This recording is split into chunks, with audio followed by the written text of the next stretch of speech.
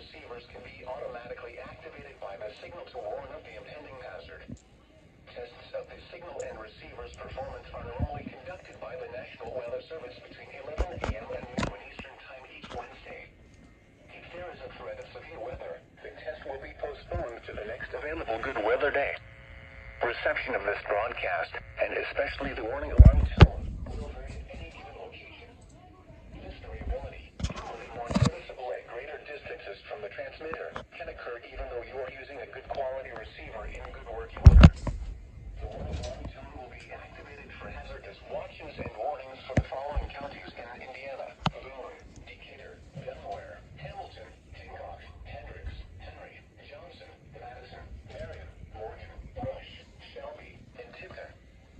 This concludes the weekly test of weather radio station KEC 70.